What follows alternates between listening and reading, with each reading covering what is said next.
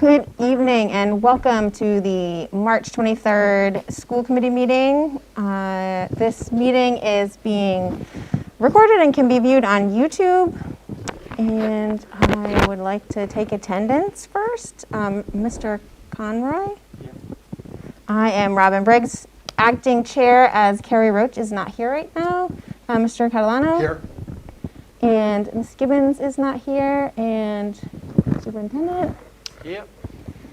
All right. No student reps, no teacher reps. So I'll start by saying that we have open session, and if you have any questions or comments, you can email us at sc for school committee 0323 at millisschools.org.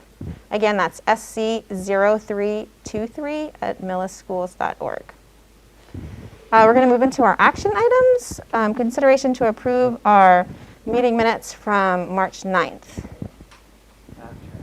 Mr. Conroy. I make a motion that we approve the March 9th school committee meeting minutes as presented. Second. The minutes have been moved and seconded. All in favor? Aye. Aye. Motion carries. Consideration to remain as an school choice district. Madam Chair. Mr. Conroy. I would make a motion that we, at the Millis Schools, remain a school choice district in grade, and that grade capacity be evaluated by the superintendent and spaces be made available appropriately. Second. Is there any discussion? Do you want to say anything about that or no? Well, just currently we have 91 students who are choice students in the district. We receive approximately $5,000 per student. Given our enrollment, we have the space, and so that money we get from being a choice district has been essential to keeping us moving in the right direction, and it doesn't cost our district anything in terms of staffing or anything, because there's seats that would be available, would be empty seats if we weren't choice. Okay. Motion has been presented. All in favor? Aye. Aye. Motion carries.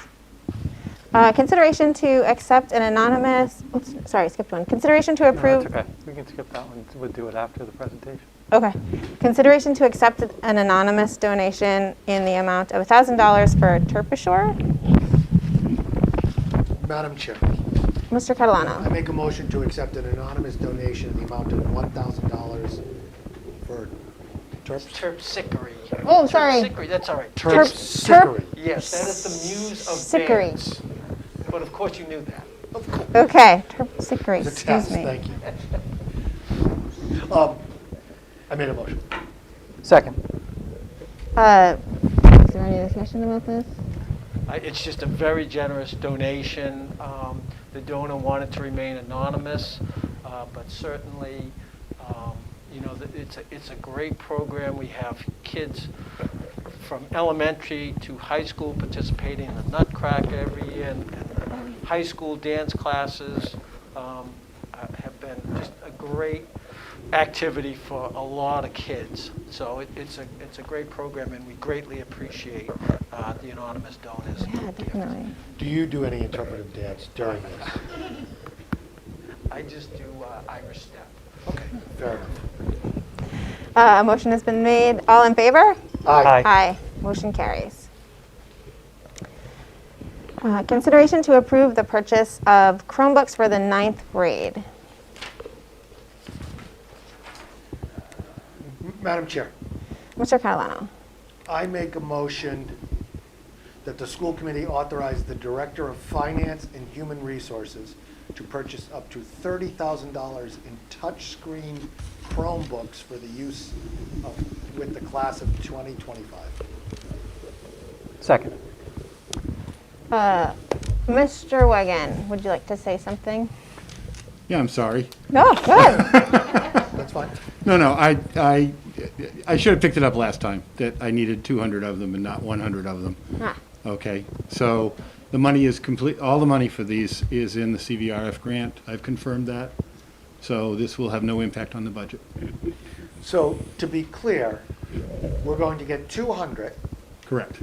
for the total cost of 60 grand. Correct. roughly. 30 of that is paid out of our budget. Nope, Nope. 0. 0. All of them will be funded through, what was this, what? The CVRF grant, ESSR1. I probably can think of another set of initials that belong to this. Oh, it's part of the CARES Act. CARES, yeah. Okay, all right.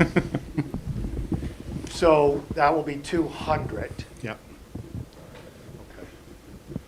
And that will cover both the 6th grade and 9th grade classes. Excellent. Excellent. We made a motion. All in favor? Aye. Aye. Motion carries. Yep. Yeah.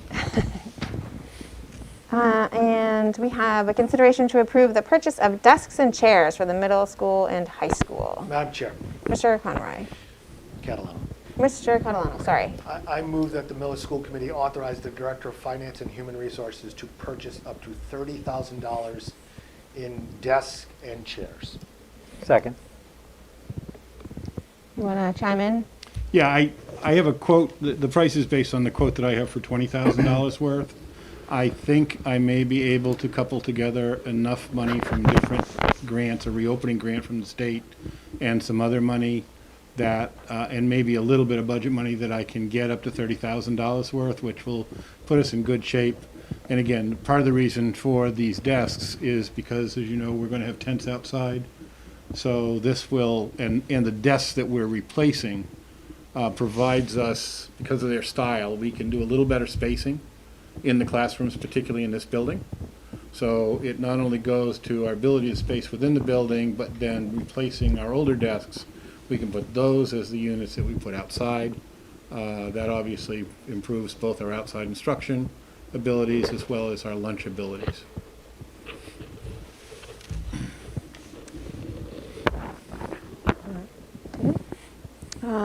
All in favor? Aye. Aye. Motion carries. I just also think it's important that when we do speak of tents outside, to echo what the superintendent said, these are not instructional tents per se as we're moving grades out there. They're going to be overflow space, they're going to be space for when the weather is nice. We're not taking whole classrooms and they're going to be out there all Right, day. right, They correct. are extra space, and on a day like this, I can see absolutely bringing kids out and getting them out of the building. So. And they will help us with lunches. Sure. Sure. My son actually had lunch outdoors yesterday, and he enjoyed it thoroughly, so it was a nice day. Beautiful So, day. thank you, Terry. Thanks, Terry. So we move on to the superintendent's report.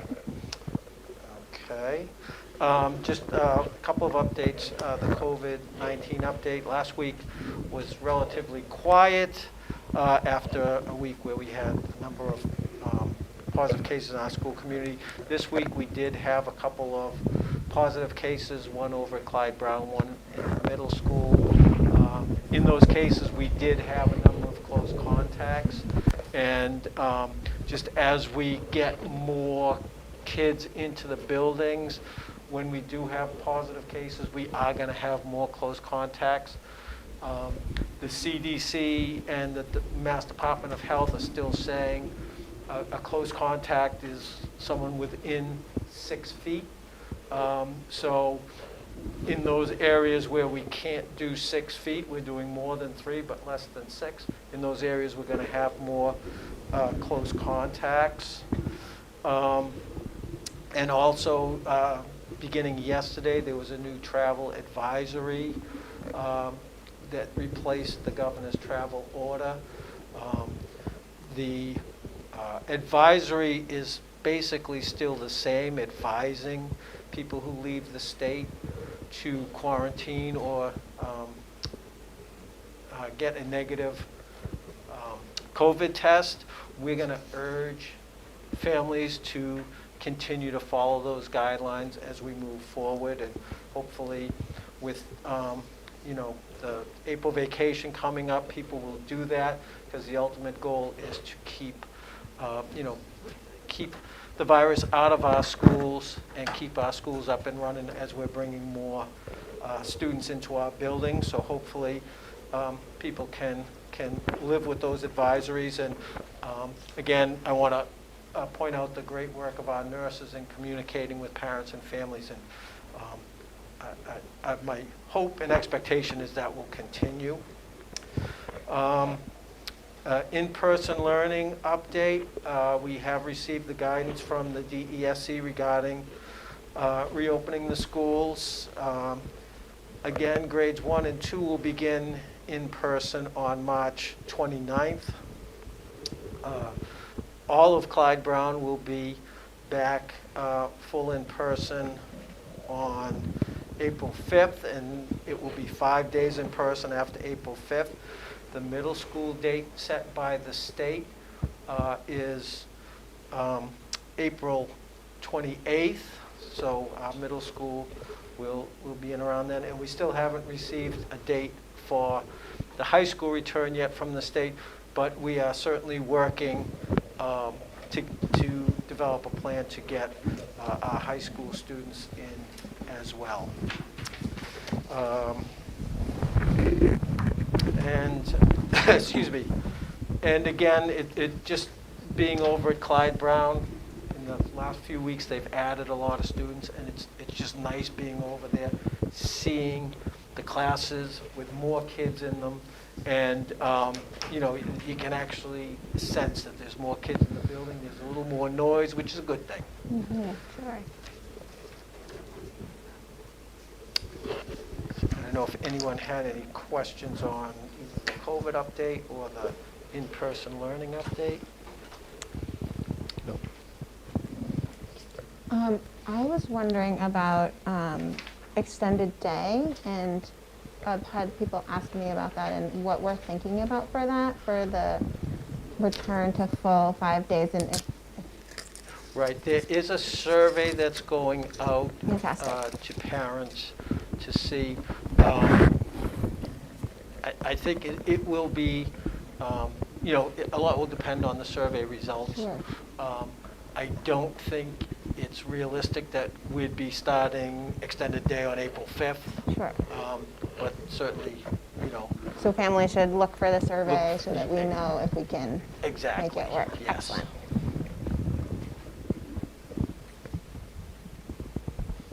Yes. And I think that's all Yep. I have.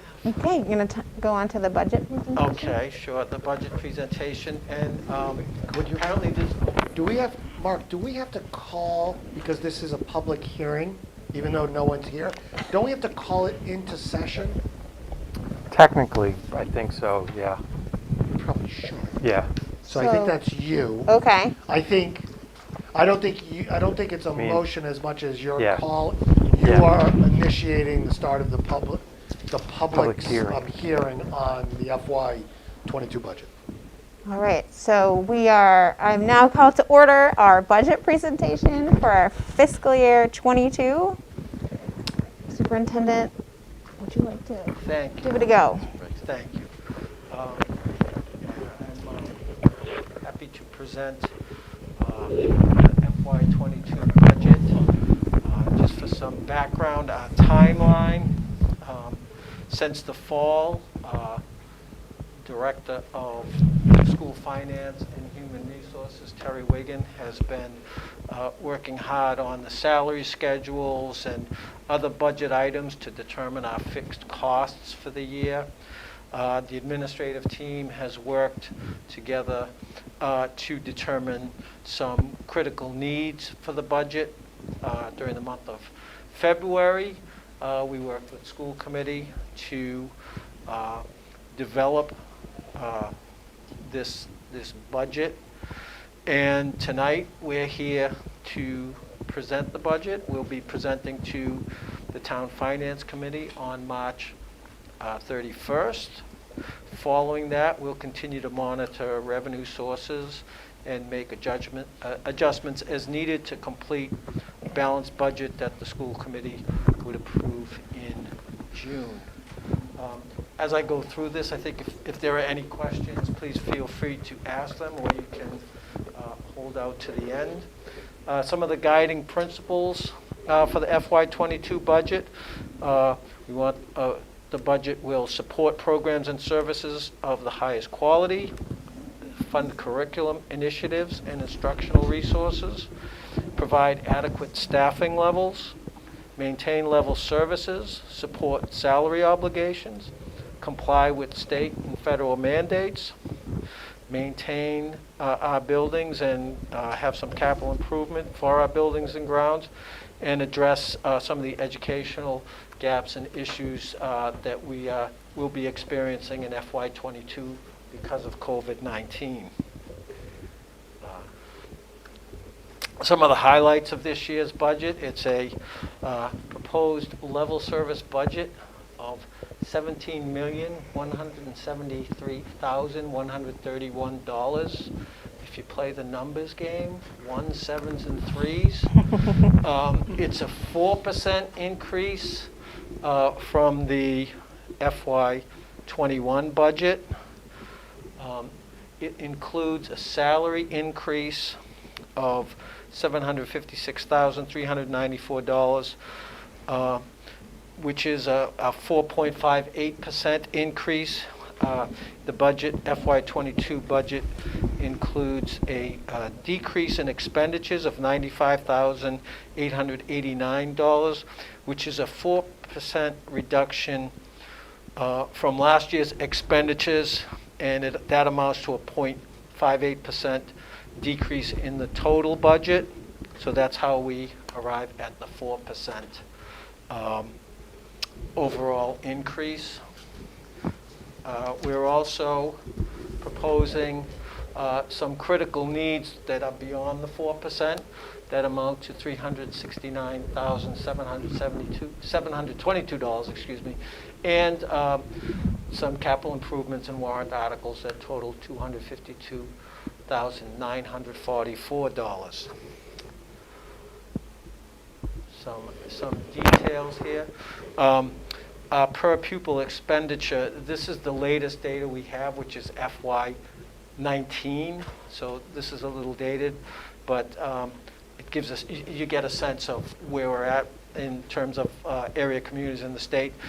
Per pupil expenditure for FY19 was $16,703, which is about $450 per student below the state average. And as our enrollment has declined over the past few years, per pupil expenditure has increased. And FY 2020 per pupil expenditure decreased slightly to $16,583, but we don't have data on neighboring communities or the state for comparison. So again, the takeaway is,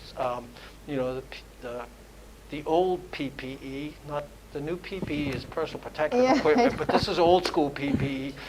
Per pupil expenditure puts us in line with neighboring districts. And just to look at enrollment, currently as of March of 2021, Clyde Brown Pre-K to 5 has 559 students. The middle school, grades 6 to 8, has 275, and the high school has 333, for a total of 1167. You may notice on the chart for 2021 we have 1158 there. There's not 9 students have joined our system since October of 2020. So, but you can certainly see a trend there in enrollment coming down, and as that enrollment has come down, per pupil expenditure has gone up. That trend is projected to go in the other direction this year, with a projected enrollment increase over the next 10 years. And again, we just hope that with this increase, this is according to the New England School Development Council that does these projections. Our hope is that we'll still be able to have an adequate per pupil expenditure as we experience a bit of growth in our enrollment.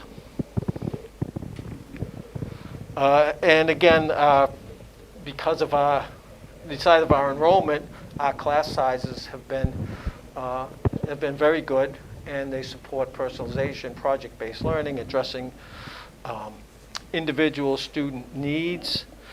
And as a result of COVID, you'll note in the high school, it says from 12 to 25 students in a class roughly.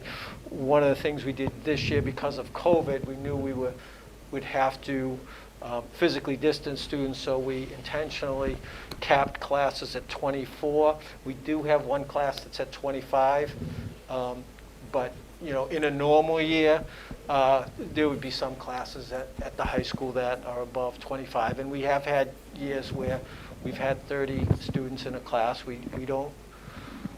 It's not our preferred number, certainly, but at times it does happen.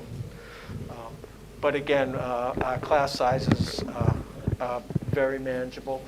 Another thing that has impacted our enrollment is school choice that we talked about earlier this evening.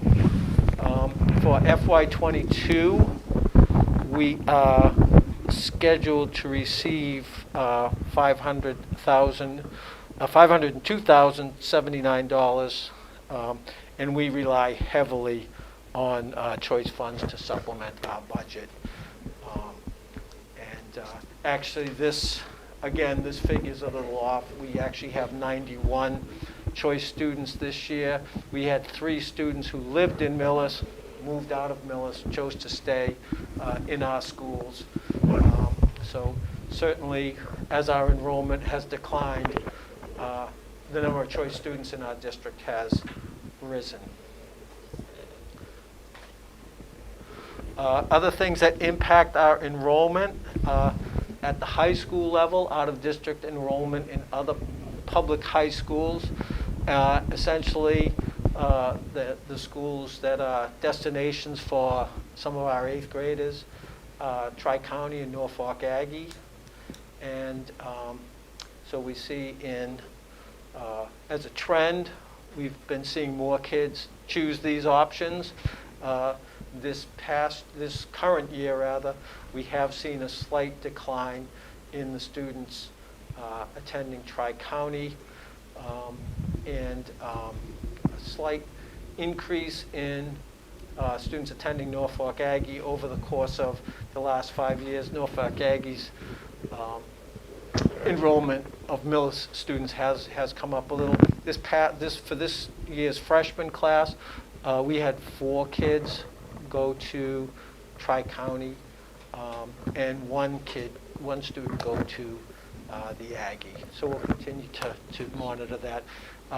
We believe that a lot of our recent programming at the high school, things like our engineering course, some of our computer science electives, some of our work with careers and those types of options, we believe that is something that may impact kids to want to stay in Millis.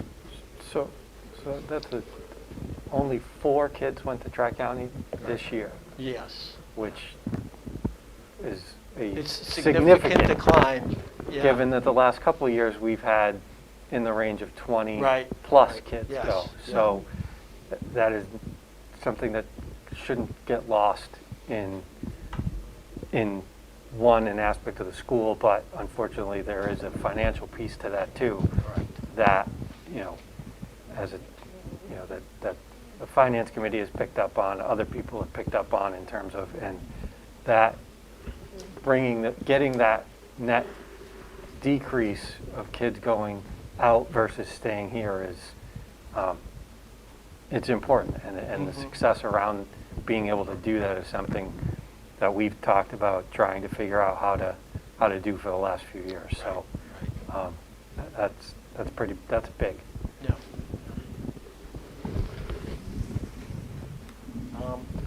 Other factors impacting our enrollment. These are K-12 numbers.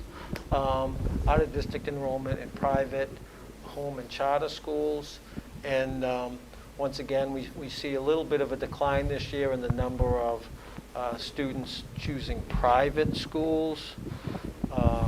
We have we have 76 choosing private.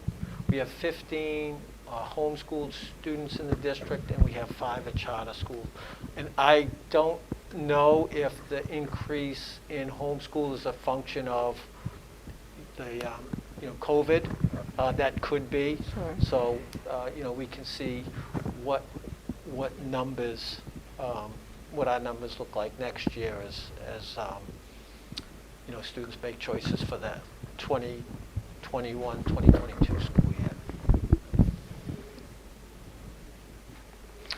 And so now we can get into some of the details of the FY22 budget. We'll look at salaries, expenditures, critical needs, and warrants and capital improvements. So for salaries, last year we spent $14,163,980 in salaries.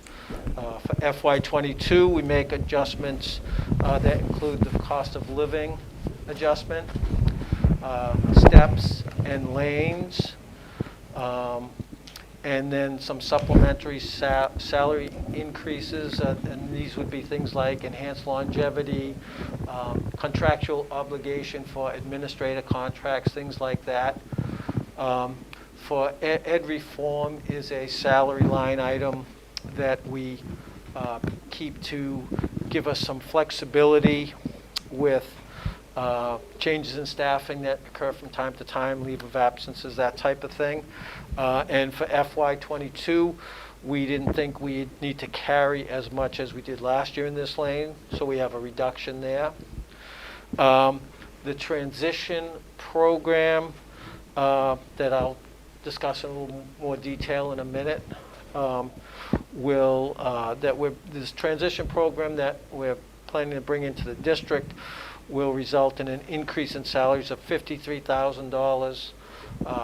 Bus salaries that I'll also address in a minute, picking up some bus driver salaries in the budget will result in an additional $127,663 in salaries.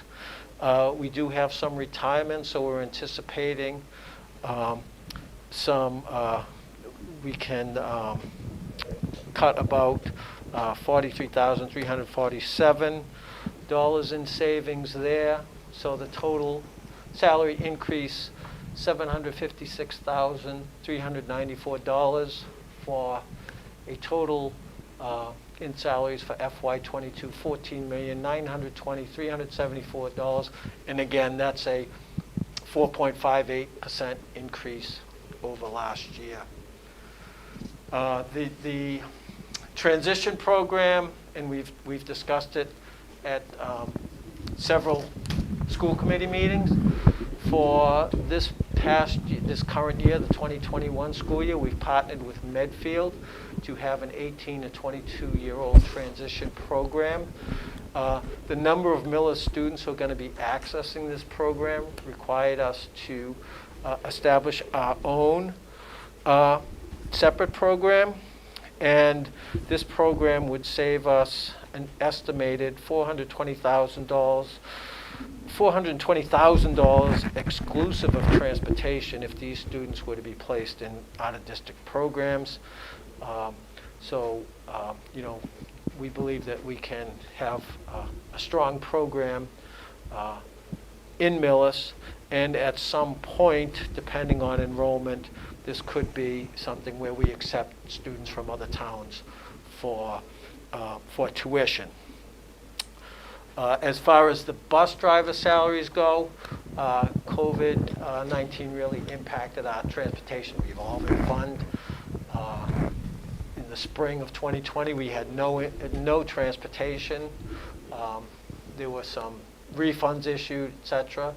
And then the beginning of this year and most of this year, bus capacity was limited, so the amount of revenue in that revolving fund was significantly decreased to the point where there's $127,000 worth of salaries that we need to include in the budget as the revolving fund for transportation won't cover that.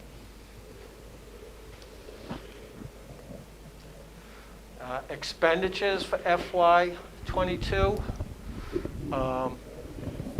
And to get to a 4% total budget, we had to reduce expenditures for FY22.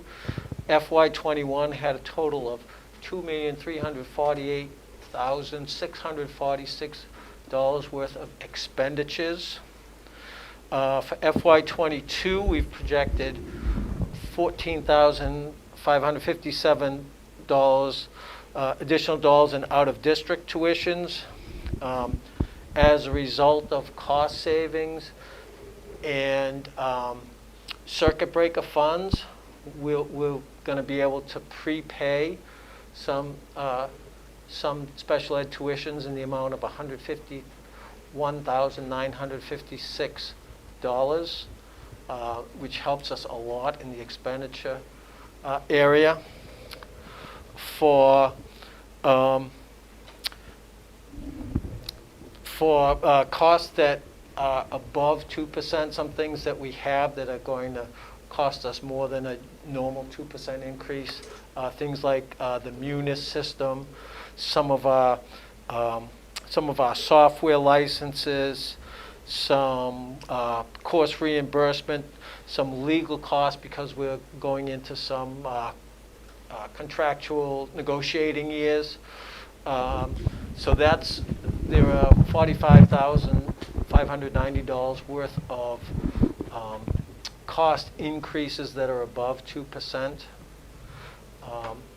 Adjustments we uncovered as we're transferring things from RDA to Munis.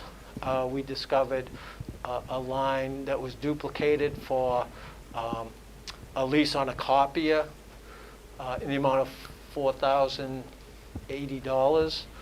So it was in the budget twice. We only paid once, but it was in the budget twice, so we can remove that, a savings of $4,000 there.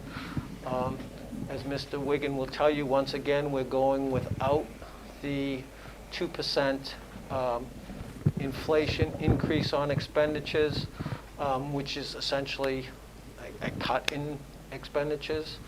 And so the total amount decreased from our expenditure budget from FY21 is $95,889, bringing us to a total in expenditures of $252,757. That's a 4% decrease in our expenditures, and that amounts to 0.58% of the total budget. That's what brings us down to a 4% budget. And this is where the $17,173,131 is going. Almost 86% is in salaries. Special education costs exclusive of salaries is 5.8%. Expenses at 4.3%. Energy costs 2.2%. Maintenance 1.2%, and transportation just below 1%.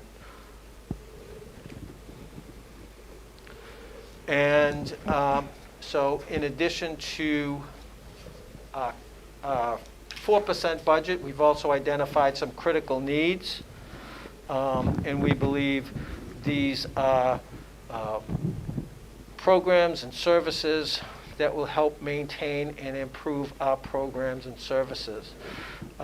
The list, as I go through it, it's basically in rank order. However, depending on the amount of funds that may be available to spend on these things, these are all priorities. First on our list is the Clyde F. Brown Literacy Study, and that began at Clyde Brown in 2019-2020, and the $20,000 would enable us to complete the study and implement the findings. This would not cover the cost of any new curriculum materials that might be recommended as a result of the study, but we think it's important to finish that study, and it's one of our top priorities. We also have a math specialist at Clyde Brown. And when the 5th grade moved over to Clyde Brown last year, there was no additional math support that was available over at Clyde Brown.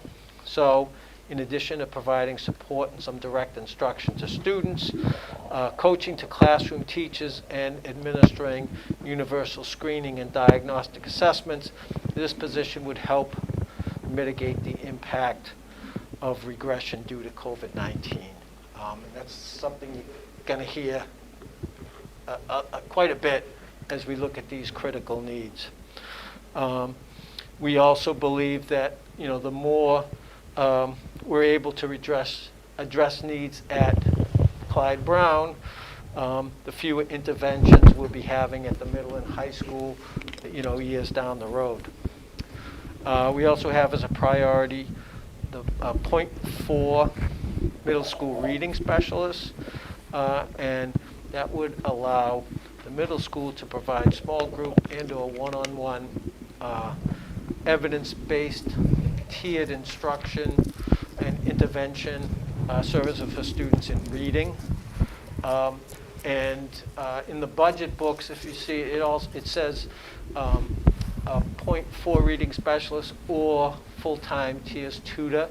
Our preference would be the .4 reading specialist because that's a certified reading teacher specifically trained to assess reading performance and provide targeted decoding, fluency, and comprehension instruction.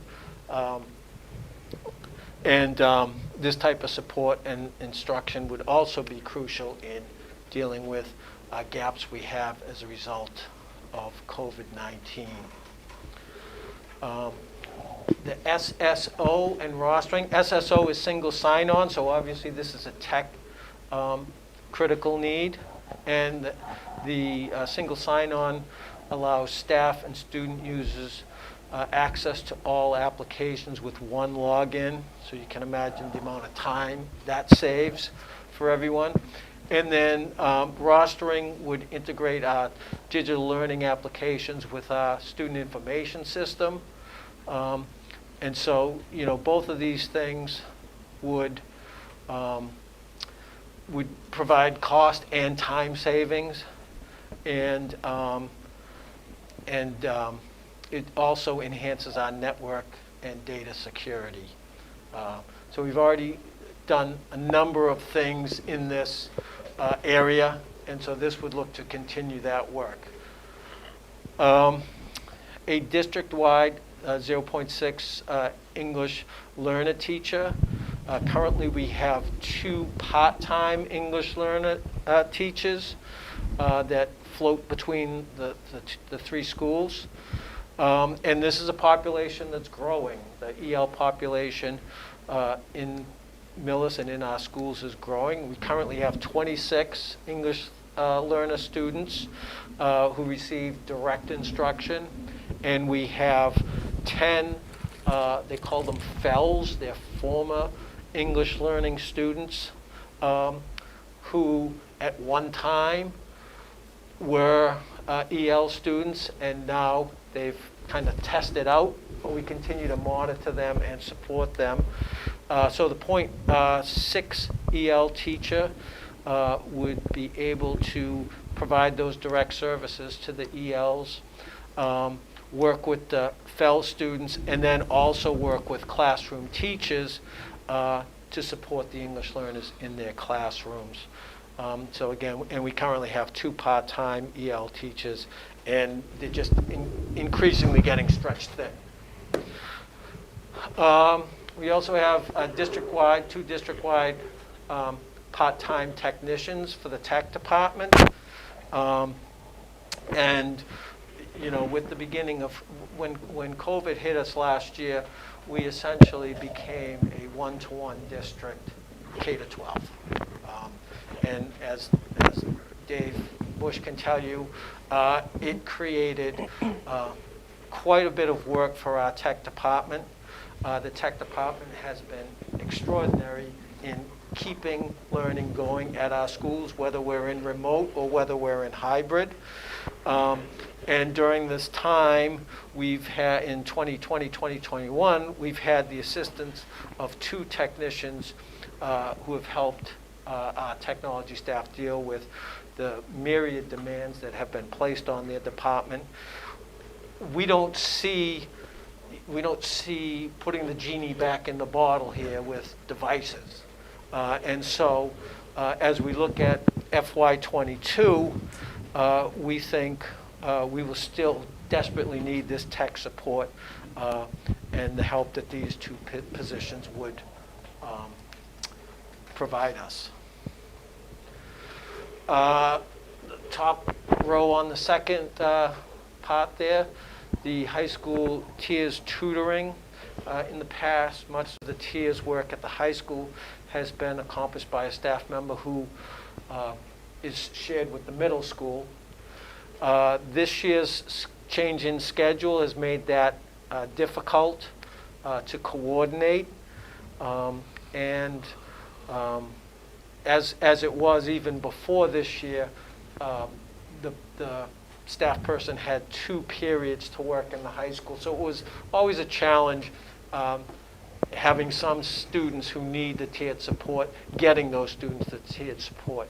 So again, we're looking at an increase to this to be able to hire a dedicated tiers tutor who would be available all day. And again, we believe that with the learning loss, the unfinished learning, the skill deficits that may result from COVID-19, we believe this is an important position for us. The middle school .4 math specialist, similar to the .4 middle school reading specialist, ideally this would be a certified instructor who could assess math skills, provide targeted instruction, and increase the effectiveness of interventions. Again, we have tutors, we have math tutors and reading tutors, but the certified teacher would have that knowledge and expertise of assessment and providing targeted instruction that we believe would be very helpful for our students at the middle school. Uniform replacement, this is for the athletic department, and the revolving fund for athletics has absorbed the freshman and middle school's coaching stipends. So those stipends come out of the basically from the user fees. That's in addition to officials, transportation, some equipment and things like that. So this $12,000 request would enable that department to maintain the uniform replacement schedule. Clyde Brown 1.0 music teacher. Right now we have 2.2 music teachers in the district. As a former principal in the high school, this position would not only benefit Clyde Brown, it would benefit all 3 schools because of the scheduling opportunities it would open up. And so it would create a single music teacher dedicated to Clyde Brown. So those kids could have music throughout the day, not just in the morning. It would enable us to use that beautiful music room at Clyde Brown, not just between 8:30 and 10, but all day long. And it would, again, as I said, provide some scheduling relief at the high school and middle school. It would enable us to offer more music classes at the middle school and high school, and it would also provide Clyde Brown with a comprehensive elementary music curriculum. And then the .4 middle school unified arts teacher. This position would allow the middle school to establish a STEAM UA course offered to 7th and 8th graders. We did a pilot last year, I believe, with a science teacher in the middle school who taught an additional course for STEAM. and it was a successful pilot, but it wasn't sustainable in that model. So this position would enable us to have that UA course and actually expand it so that the 7th and 8th grade could both benefit from that course.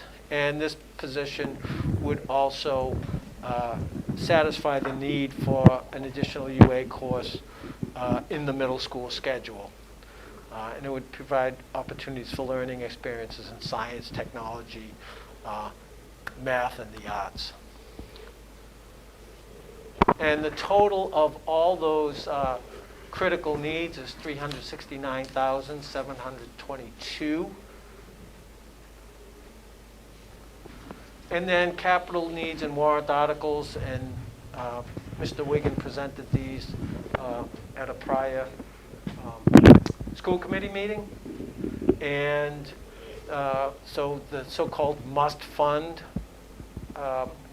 items on this list would be the bus lease for our big yellow buses, years 2 and 3 of our existing computer leases, and year 1 of our new computer lease, and the Medicaid billing that nets the town a significant sum of money.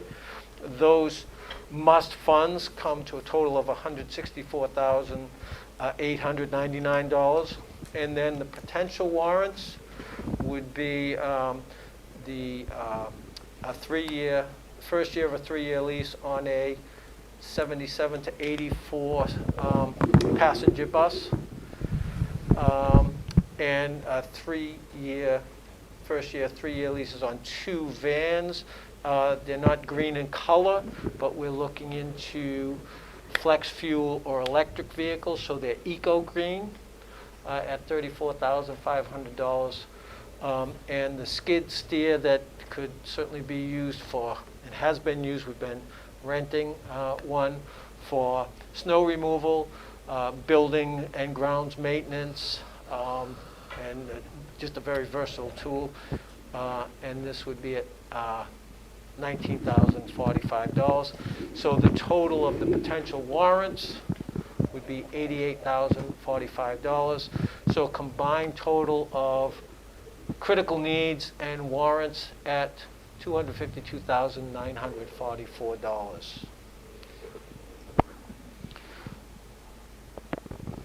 So in summary, we have produced a level service budget, 4% increase at $17,173,131. We have an additional list of critical needs that would be a 2% increase in addition to the 4% increase. And we have warrant and capital items at $252,944. Next steps in the process, we have the Finance Committee presentation on March 31st. This spring, we will continue to look at revenues and needs and adjust as necessary. The town meeting is in May of 2021. I think they just came up with a date for that. I think it's May 1st. I think it's it's the first Saturday, Yeah. Saturday and Sunday, I think. Yeah, so I think it's May 1st And then rain May dates 2nd, yeah. Then rain dates of the 8th and 9th. Yep. Yep, So we have first and that second. coming up in May, and then the final approval of the budget would be in June. And then, so we are hopeful that this budget will enable us to continue the work that has resulted in our students and schools being recognized locally, nationally, and internationally for outstanding performance. I'd like to thank the Director of School Finance and Human Resources, Terry Wigan, for all his work on the budget. I'd like to thank the admin team for their expertise in determining our critical needs. Jody Clary for putting together these thick budget books. Kathy Villani for all her work on getting the salary information straight, and Becky Laverne and Shalene Volpe for all their work in providing the information needed to work on this year's budget proposal.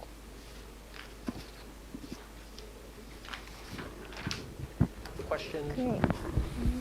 Bob, can you actually, I know it's back, can you go back to that pie chart slide? It's in the drive, by the way. No, I know, Oh.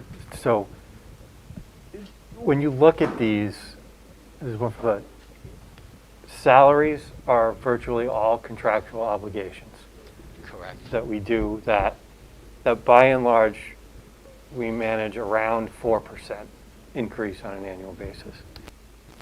Special education, the vast majority of that is fixed, Mandated, yeah. fixed mandated costs. Energy prices are what we need. Energy, we don't have a lot of control over energy. We really don't have a ton of control over transportation. Maintenance is probably under budgeted on an annual basis. So when you look at salaries, special education, that's 91 and a half. Energy is another 2. 94, 95% of our budget is fixed costs that are not something we can really move around on a year-to-year basis. So, when people talk about, can we make reductions here, there, what happens if we don't, if we don't get a 4% increase in revenue through what the town's what comes to town meeting. There's not a lot there that we can impact. It very Not a lot of wiggle room. right. It very quickly becomes salaries, that we have to go to. So I just wanted to, I think this pie chart is actually really good and informative. I don't know that we've highlighted it as much in this way before, but I think that is just an important thing as we walk through this Right. that I wanted to bring up. And in those years when you have to make significant cuts, that's the only piece of the pie where you can make significant cuts. Yep. Certainly, those cuts are the ones that hurt the most, because they directly impact kids in the classroom. Got something? No? Okay. Dave, could you go 2 slides ahead? Oh, Bob, sorry. One more. Oh, no, this one. This is going to sound semantical, but I don't think it's semantical necessarily. Capital needs and warrant articles. I understand what this slide is. This is our warrant articles, but those are not all our capital needs, so we have to be careful that we're not giving the impression that that's the list of our capital needs. Yeah. So I don't know if we retitle the slide, but and obviously the people in the room know that we have a much larger Right, capital right. needs. I just want to be, for the people inside baseball know it, but outside may not necessarily do it. So someone could look at that and say, that's all their capital needs. We have millions of dollars. Right, I mean, we were just talking about roofs last.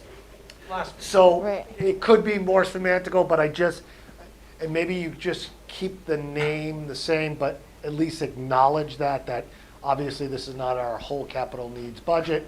This is what, and we put all of those forward as articles this year, correct? So the reality is, I think you could just say warrant articles. I think you take capital needs off, and that removes the kind of having to explain. If we had that, if that slide was warrant articles and then also some additional capital that we didn't put forward, that would be the appropriate title. Where all of that's gone up, you can just. Yeah, and I think it's all for FY22. I mean, we have capital needs that are Right, 5 years exactly. out. No, I understood Yeah. what you were doing, but that could be, someone could look at that and say, oh, that's all their capital needs. Another thing, and I don't think it's necessary for your conversation with FinCom, but at some point it would be nice to see the, where we compare on PPE around DART districts. Districts. Because I know it's important to look at surrounding towns, but our tax base and tax rate is not comparable to Sherburne, Westwood, and other towns in Dover around us. So I'm okay. We've always looked at the surrounding towns, but I also think it's important to look at the DARTs. Sure. Another note I made, and you did a good job, I made the note before you did the next slide, was the enrollment. Because what we were dealing with the new Clyde Brown is the projection that enrollment was going down, and now, because one could make the argument, well, it's going down. You have the second slide showing it going up, but the reality is enrollment going down by 75 to 100 students is across 12 grades. It's not like there's a whole class we could take. Exactly. So potentially, if they stop you right there at that first slide, I'd say let's look at the next slide because it's going up. But it's also that we dealt with the enrollment issue a lot around the new building because there was significant pushback on whether we needed it because of the NASDAQ projection. So I think you did a good job. I wrote the note before the second slide, but just be prepared that that could come up. And we also, as a committee, have to be prepared when we start talking about what we started last meeting with this building. Okay. And then a question. Sorry, you wanted questions? I got two more. The class sizes. Are you comfortable with the class sizes there? Some of it is we don't. There's not necessarily a lot we can do. The only thing we really could do is stop choice, which we have done in the past for certain grades for very limited times. Is there anything overly alarming for you or getting close to be alarming? I wouldn't say, no, nothing alarming. I would say, the third grade has a class size of 20.4. That is our largest grade at Clyde Brown. Most Clyde Brown grade levels have 4 teachers. Third grade has 5. So that's a large class. As you can see, just by that chart, our 6th grade is a large class. And at the high school, our 10th grade is a large class. But honestly, these class size numbers are very good. If you go back 10 years ago, our class sizes, certainly in the high school, my experience, we had some classes that were pretty full.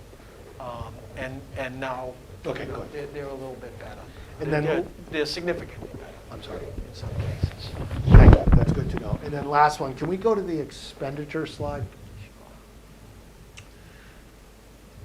So this is an area that we have found reductions to make, right? Because the goal of this committee, since I've been on it, has been always to avoid reduction in staff.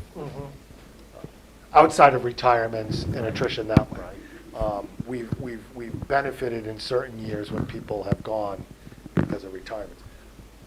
And I think we're not necessarily, clearly we're not putting as much into expenditures as we need to, but we're doing what we need to do to protect staff. Yep. What is and I don't think you're going to need it for the FinCom, but it's a question for us. What percentage of the overall expenditures are out-of-district tuitions or sped-related costs? Because those are unfunded mandates, right, to echo Peter Germain, and there's not a lot that we can do about that. So I suspect if we dug into some of the line items, and Mr. Conroy made the point of maintenance, and some of the other supply lines, we've cut them as much as we can. Then there's a certain point where when it's sped related or tuition related, where you can only do so much. Right. And it is also dictated by the amount in the school at that point, the amount of students, but I think when people see expenditures, they automatically think maintenance, book, you know, Right. shades, copy toners, like all that, but there's more there, Yeah, so. and with special education, certainly, that can, you know, a student could move into town, And change a it. special ed student, and all your numbers change. Sure. Okay, I should have said at the very beginning, excellent job.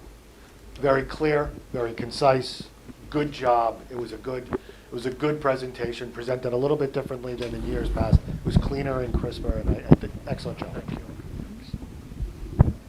Why are you staring at me? Why is Terry staring Terry, at did me? you want to say something? Well, I just thought I'd answer Member Catalano's question. So you asked what percentage of your expenditures were out-of-district tuitions? In basic, Or spend related, or if it's only out of district, then I don't. I've got an out-of-district number for you. Okay, So out-of-district tuitions alone would be 52% of that number. so when you look at the ability, now granted that could change, the ability to reduce, you're not reducing at 2.2 million, you're reducing at 40, the potential is 48%. 48%. And within that 48%, you start looking at things, for example, such as the types of expenditures that go to maintaining buildings. And some of those are fixed costs. So, you know, energy is a fixed cost. Okay? Maintenance of the buildings, we would like to believe is a fixed cost, but we haven't necessarily kept it up the way we necessarily should have. So, again, when you get right down to it, Mr. Conroy's analysis of how much of this budget is really fixed, that's why we call it a level services budget, Right. because so much of it is fixed. And so the ways to make where 52% is out of district or sped related costs, we get lucky when we can prepay some stuff. Correct. Or we have a reduction in the amount of kids going out of district. Correct. There's not a lot of room in that bucket, right? It's the smallest part of our budget, and there's not a lot of room. That's how we've made and cut some corners in the past to keep staff. Correct. Okay. I don't think you're going to get into that level of detail, but I think that's an important part of the conversation that. That's it. It's actually, whether you just have it as a note or even maybe even add a note on this slide that says of that 2.2 million, here's how much, you know. I think that's a Whatever the compelling number. 52%. That's right. 52% is Right, compelling. 52% or, 1.3, whatever that is, of that 2.2 is We can out come of up- district tuition. We can come up with those numbers. Because that's not, we can't do anything about that. Right. Right, obviously it can change from year to year, but there's no, if they said we're cutting your budget, that's not where we could cut the budget. Right. Correct. Yep. You're in great hands with him. That's what he tells me. He just stares at you though when he wants to go up front, it's weird. Good job, Bob. Thank you. Very nice. Do we need to approve it? Probably.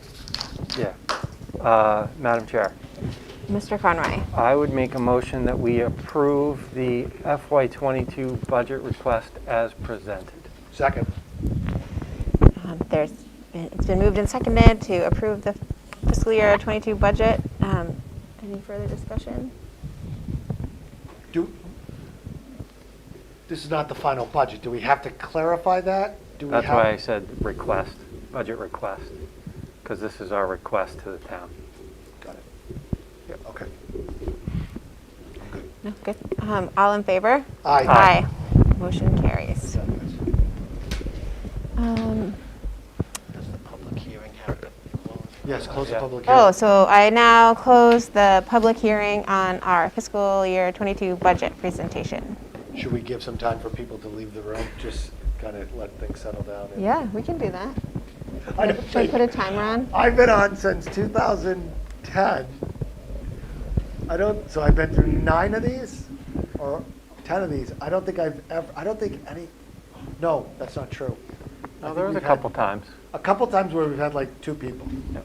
There's 10 people watching on YouTube right now, And you're one of them. and I'm one of them.